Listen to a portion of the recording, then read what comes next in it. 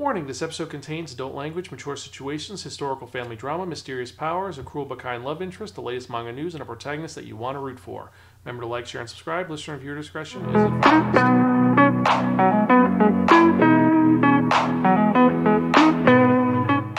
Hello and welcome to another episode of the Spiraken Manga Review. I'm your host Xan, saying konnichiwa, aloha, buongiorno, and what's up? Hey, it's Greta. And we're back again for another fun-filled episode of this awesome podcast you can find at www.spiraken.com. We're also on Facebook, Twitter, Instagram, Spotify, YouTube, and various other social media sites, right? Yes. Yes, and remember to hit that subscribe button and click that bell for notifications. And that way, we should actually get to it because this episode is kind of an interesting one because last week was a little weird, a little different. That was, well, let's be honest. It was one of those mangas that was really cool, but kind of strange and odd. This one's a little different, and you're very excited about it because you've been watching the TV series. And reading the manga. There's also 2 movies. I must watch them. Yes, and a couple There's a live things. action, too. Yes, there is. That's one of the movies we're talking about. But let's actually get to it because if you remember from the last episode, we spun that one, that only the Wheel of Manga, and it dictated us to be reading a manga that was written by Akumi Agitogi. And I kind of like joked and tried to intentionally get it, and then I actually spun it. Yes, you did. And the art for this is by Rito Kohsaka. Who did the character design on this? Tsukioka. And that's the person who did the art design for the light novel that this is based on, because it's based on a light novel series. I know, which is nice because the design, the characters, they're super consistent. And they're very elegant in this. There is some slight differences in the story, but we'll get to that in a bit when we get to it. And this is published by Square Enix Manga. Yes, the people who made Final Fantasy VII and all the other RPGs is into manga, and this is one of their releases. It's actually originally released in Ganja Online. Yes, Ganga Online. Interesting online magazine which has some very interesting light novel adaptations. A lot of stuff which is depressed. The original run for this is 2018 to present. How many volumes do we have? 4 manga, 7 light novels, and 1 live action movie. Yes. And you have consumed... It's only 1 movie? Only 1 movie. That's all that there is. And this is a shoujo series. And we kind of debated about this for a bit. And the genre for this is... fantasy, alternate, historical, romance. But not like that kind of romance. And also supernatural, surprisingly, because of a weird twist in the story that you don't expect. Yeah, but is that supernatural or is that fantasy? A little supernatural because it's you had the grotesques are... So then is it not fantasy? It'd still be fantasy, but it's like hard fantasy. But this is still soft alt history fantasy, so it gets kind of weird. But we digress. So the original title for this was Watashi no Shiawase na Keikan, or The Blissful Marriage. But it is known over here as what? My Happy Marriage. Yes. And My Happy Marriage is a wonderfully depressing and amazing story about a young girl named Mio. But it's not that depressing.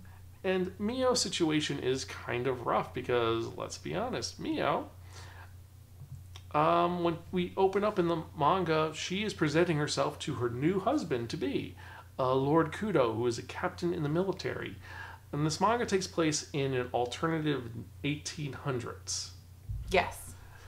Where there are some slight differences in the world. People have psychic abilities that are various talents. And depending on your psychic ability, that's your kind of lot in life. If you're super powerful, you are very wealthy. If you're not powerful, you're kind of frowned upon. But there's still like historical accuracy points with, Western cars, some Western wear that's called out a little bit in both the manga and the anime. And then there's still like an emperor, like the structure of Japan is still the same. It's just the way they're fighting these grotesqueries, ghost things, demon things. It's pretty much like there's a slight coin flip. It's like someone stepped on a butterfly, and the butterfly difference is that people have magic powers. Most people do. Not everybody, but depending on your lot of life, that's how it works. If you have powers, you're treated well. If you don't have powers, you're shunned upon. And Mio is someone who doesn't have powers. And she's from a very prominent family, the Saimoris. And they've sold her off to be married to Lord Kudo, a captain of the guard who's known for being kind of a beast. He's had 12 different fiancés, and all of them have left. And she's a little intimidated by this fact. But more importantly than that, she really has nowhere else to go. She literally has nowhere else to go. The family doesn't want her anymore. They kicked her out. They said, you have to go be his wife. If it doesn't work out, that's on you. Yep, and this guy is handsome. He's rich. But when he meets her, he's like, yeah, whatever. You're just here, whatever's going on. And we get more into her family story, and it's kind of sad. She's the daughter of the Saimori leader and his fiancée, betrothed, his betrothed wife, who's from the Utsubu clan, and they were supposed to be political marriage, become the greatest thing ever. And she's born, and she apparently has no powers, and this is not good because this was a political marriage. But then her mom passed away. Mm-hmm. Fast forward to the dad remarrying his first original love, and they then had a little girl together. So now there's a sister named Kaya, who has pretty much been perfect. She's taught that she is the perfect daughter. Everything is amazing. She looks like her mother. All's well. And the stepmom hates Mio. She can't stand her. She's the child of the woman who stole her husband. Yada yada yada. It's very much kind of like a Cinderella story. And it's not even little bits. It's like at one point, all of her clothes are gone, and she comes home. Her mom's dresser is gone. No, not even that. They don't buy her clothes. They just don't buy them for her, at all. And then all of her mother's things are gone. Are gone. And she goes to her stepmother saying, Kasan, Mom, what's going on? Where's my stuff? And her mom's like, what, you're calling me a thief? And she locks her 5-year-old daughter... Hits her. ...into a warehouse for 2 days with no food. Yeah. And the only way Mio gets clothing is by hand-me-downs from servants that servants can't wear anymore. But she has a prince. Her prince is her neighbor Koji, who she really likes. He's from another family. He's so sweet. And he's the younger brother, and he's being trained to be good. And best case scenario, maybe because he likes her and she likes him, maybe they'll get together. And it opens up. He's come over. He's going to talk because there's a family meeting. It's going to be great. And she's like, okay, maybe we'll get married. She has hope. Great. She has a glimmer of hope. And what happens is that she dreams we'll get married and things will be great. She's like, no, that's not what's going to happen, because Kaya gets engaged to him because Kaya sees that Mio wants him, and so Kaya gets what Kaya wants. And he's a nice guy, but because he's the second son, the Saimori family takes him in. He's going to take on the Saimori name and continue that family line. And the oldest is going to be just dealing with this as well. So she's kind of SOL. So Mio's sister gets to stay in the house that she always grew up in, this big, beautiful house. Her husband's going to be the head of the family. Her life doesn't have to change at all. And we're going to send Mio to this guy who is atrocious, who's known for throwing girls out. And when you're thrown out, that's what's going to happen. There's more going on, which we'll get into in a little bit. So she's now with this guy who is a beast. And he accuses her of trying to poison him at one point. He doesn't really welcome her. He's kind of rude to her, kind of abrupt. Accuses her of poisoning him. But not outright mean or rude. Just very, He is very guarded. Because what's going on is he's dealt with girls who are money grubbing and who are after his fortune. Because he's from a wealthy family and he's very powerful. So marry the rich, wealthy guy, your job is set. And this is a girl who's treating him like a servant would treat a lord. And he's confused by this, and eventually he finds out that she's an abused girl that wasn't trained in etiquette, wasn't trained in anything. And the more he finds out, the more he's worried about her, and the angrier he gets about how she was raised and how she was treated. Not at her, at the family. And he eventually starts... He's a good guy. He eventually starts reaching out to her. Like, he brings up the fact, you're always apologizing. You don't have to apologize for this. And he sees the beauty within this girl. And it is a great moment. Like, one of the best moments is that you find out that she lost everything, so he takes her shopping. He's like, I'm going shopping, you're going to accompany me, because he's going really to buy her clothes. It's going to be a great moment. But he ends up doing something even better. He buys her a hairbrush. Simple hair comb. And she has not smiled through the entire manga because it's been so downtrodden and depressing. And this simple act brings tears to her eyes and just a huge smile. Because she doesn't think she's worthy of this guy. And everyone sees that. Because again, you have to remember, she was brought up to be shunned by her family and treated horribly and rude, and treated like a servant, but also not treated exactly like a servant. Servants got in trouble if they talked with her or they were nice to her. So she was surrounded by people, but never had a companion, never had kindness. Except for Koji, but so she doesn't know. And Koji's housekeeper. True, but that's something that's some more stuff you have to read about. But the point is, she doesn't know how beautiful and how wonderful she is. And it's just the moments of seeing it start to peek out. And when you see her, the first smile, it's a beautiful image of just her with the comb, just so happy about it. And it's a great moment. And we did say we were going to mention one element about this that was interesting, is the fact that Koji's father had made a deal with her dad for Mio to marry his oldest. Yep.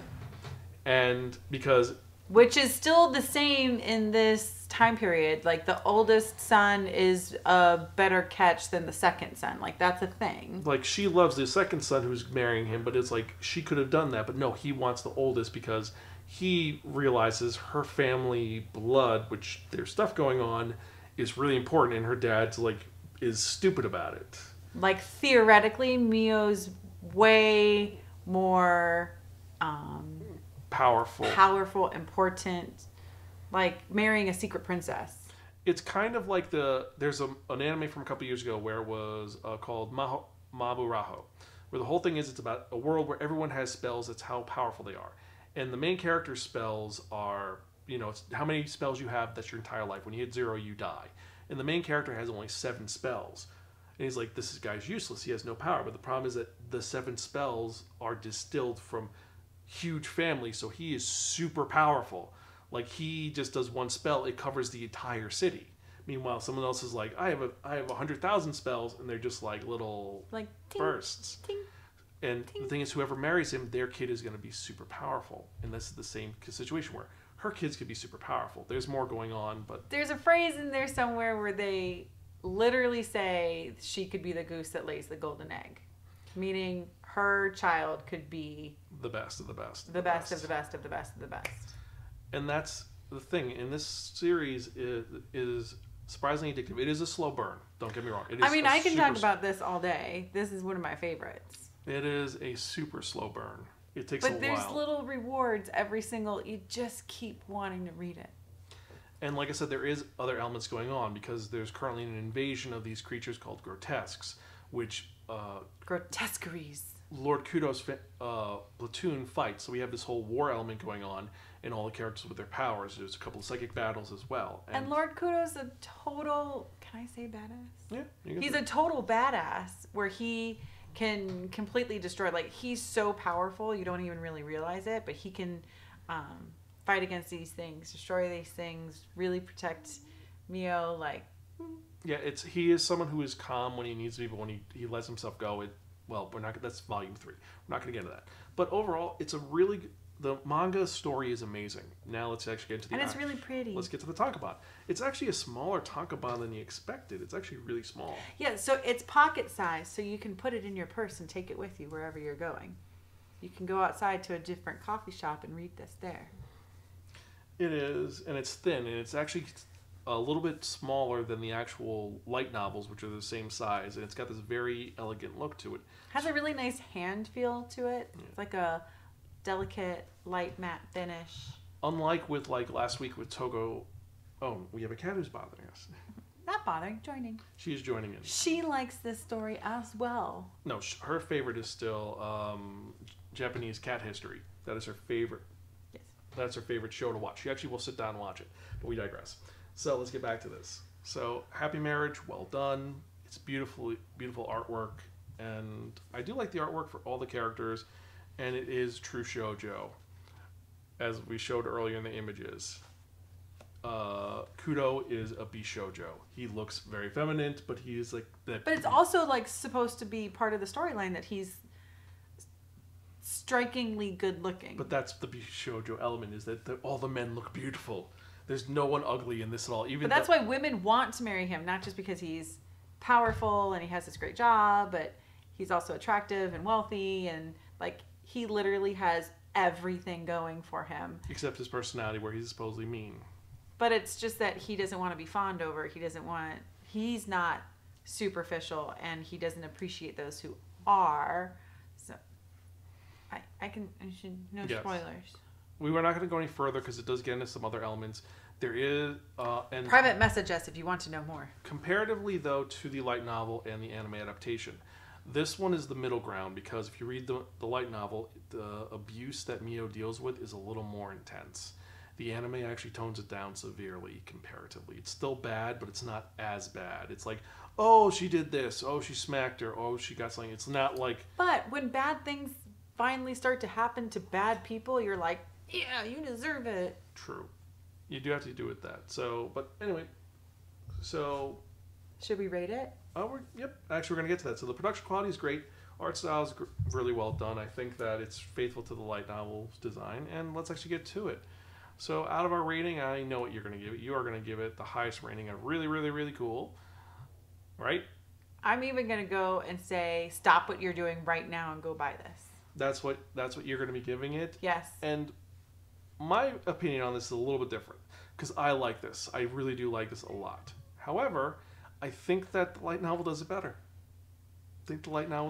So we can compromise and say, stop what you're doing right now, buy the manga and the light novel, and watch the anime, and put the live action on. But the thing is, if you're looking for a non-slow burn, you're not going to be a fan of this. If you want something fast-paced, this is not the one for you. If you're not a fan of romance, this isn't for you. So that's why I'm going to give it a borrow from a friend. Don't return on a offered Pocky, because it's really good.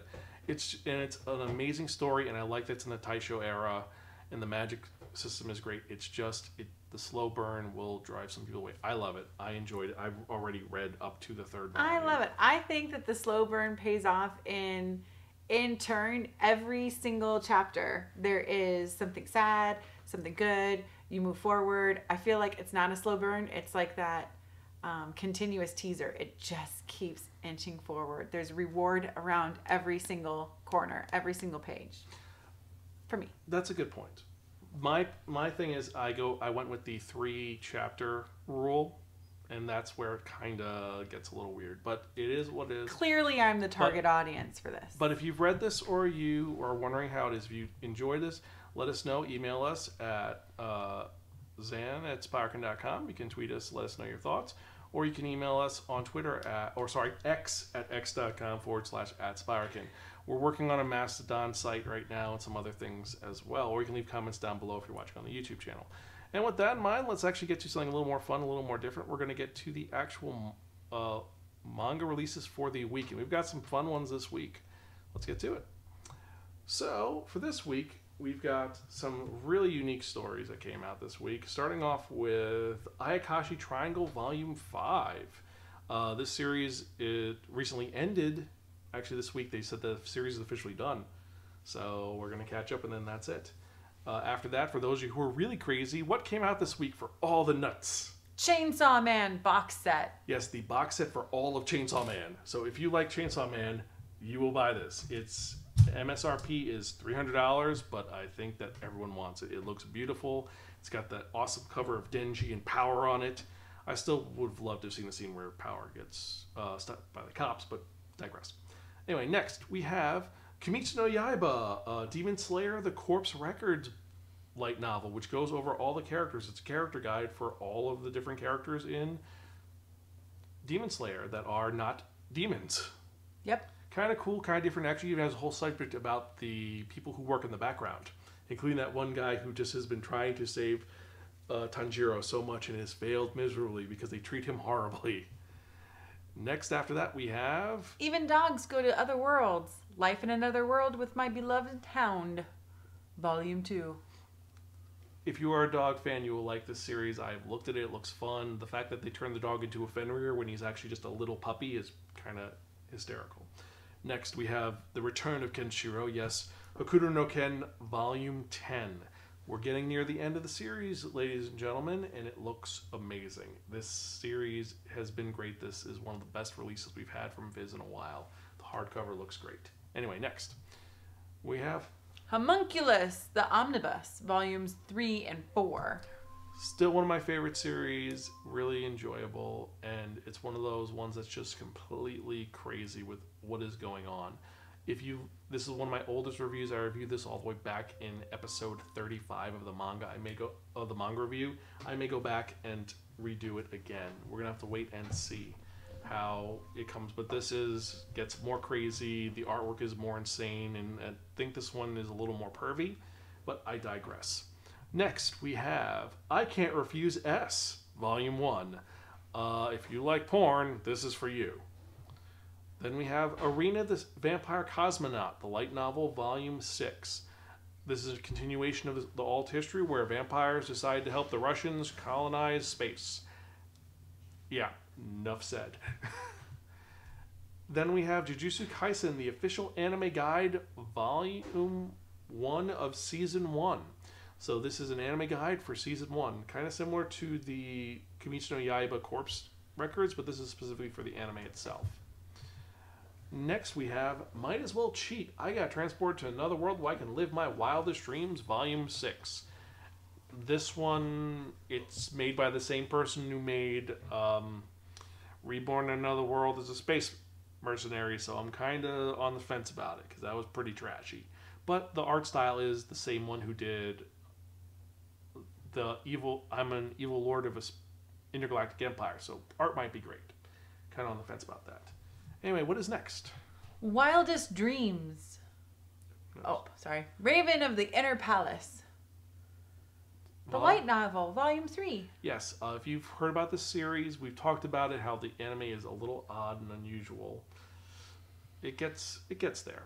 It's a different series, and the concept of how the Raven of the Inner Court is the Emperor's extra wife who's just there to tell the future. Kind of cool, but we'll have to wait and see how that goes. Anyway, next we have Reincarnated as a Dragon Hatchling, Volume 4. No, there's a guy. Then we have The Girl from the Other Side, Sul Arun Deluxe Edition, Volume 4. This is Volumes 10, 11, and an extra chapter. And this is another hardcore edition, and it looks beautiful. The Girl from the Other Side sets they look like Bibles. They're well done, and the artwork looks really crisp. It's another one that's doing a really good job.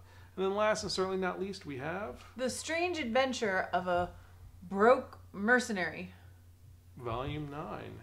And this one looks, well, it's a Strange Adventure of a Broke Mercenary. It's interesting light novel series, a little different. And so we only had 14 titles this week. Not too crazy, right? Yeah. Time to catch up on My Happy Marriage. Or other things. But let me rank what I thought were the best titles of this week. Because there was a lot that was interesting, but here are the ones I thought were the most engaging to me. You can agree or disagree, and let us know your thoughts on which ones you were most excited to see, or which ones do you think are overrated. But my thoughts are going to be starting off with Kimetsu no Yaiba, Demon Slayer, the Corpse Records, because I like the series and it's a really great set of it. Next, Homunculus, Volume 3 to 4. That omnibus is great, and I am a fan of Homunculus, even though that ending might not hit the landing. Gonna have to wait and see, though. Then after that, we have Arena the Space Cosmonaut, Volume 6. This series is actually really poignant and a lot of fun. The whole twist on it, we're not going to get into, but that is what it is. Then after that, we have Jujutsu Kaisen, the official anime guide, Volume 1. And hey, it's Jujutsu Kaisen. You can't be like, oh, this is a crappy series. It's like, no, it's an amazing series that is super popular. And if we don't cover it and talk about, just bad things will happen. Because it is Jujutsu Kaisen, even though you really don't like it. It's not my cup of tea. You just didn't like that he was eating a finger. Yeah, that really bothered me. Just a little bit. But we digress. So with that in mind, let's actually get to the last one. And the last one is the one which is a little bit more, crazy. We're talking about Raven of the Inner Palace, Volume 3. Yeah, it's another one that's going to be pretty good. So let me know your thoughts. Which are the ones that you're most excited about? Which are the ones that you... Actually, no. Sorry. Girl from the Other Side, Sewell of Ruin. Deluxe Edition, Volume 4 is the one I liked. Mm-hmm. Sorry. I switched it on the last minute because I have my notes here and I forgot to even change it. Sorry, guys. I'll fix that later. But, yeah, this one looks great, and it's a great collection edition. So, anyway. Let us know the ones that you're most excited about. Remember to email us or tweet us. Mm-hmm. And thank you so much for checking out the podcast. We appreciate each and every one of you, every email we get, every comment we get. It gives me more motivation to keep doing this podcast. I want to do it until I'm an old man who has to read manga with thick glasses and large print manga. We're just going to keep adding on to that once we get there. Old man, check. Thick glasses, check. I don't have thick glasses yet. My glasses are thin. Mm-hmm. But, again, we digress. So, with that in mind, let's actually get... beforehand, remember, if you like what you hear, remember to like, share, subscribe. If you're watching on YouTube, hit that bell for notification. If you're listening on iTunes or Apple Podcasts, remember to subscribe. Or you can go to our website at www.spiraken.com. You can actually subscribe and listen to us there. And if you enjoy what you hear, you can help us create more fun content for you to enjoy using our Patreon. At patreon.com/Spiraken, we have 4 tiers with tons of content. I'm still adjusting some things around because someone said that the design was kind of bad, so I'm making it look a lot better. But I also think we should add more bloopers. We're throwing a couple of those in and a couple other fun things, but we digress. So with that in mind, let's get to the part that you have all been waiting for. And what are we talking about? We're talking about that one, that only, the Wheel of Manga! Yes, friends, the Wheel of Manga, except no substitute. Now, what is the Wheel of Manga? The Wheel of Manga is a Wheel of Fortune with 10 slots on it. And what we've done is we've assigned 10 titles to each of the slots, and we're going to spin the Wheel of Manga. Whatever number it lands on, that's what we're going to review in the next episode of the Spiraken Manga Review, episode 530. 530 episodes, can you believe it? Woohoo! It's been quite some time. We've got some great titles on here, and some which are kind of depressing, but we're going to see because we've had people ask. So spin and see if we get a good spin.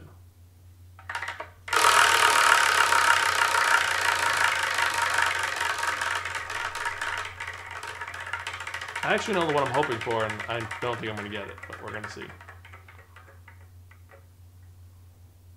Oh, we're doing a manga. Bloody Sweat with vampires and other crap. Mwahaha!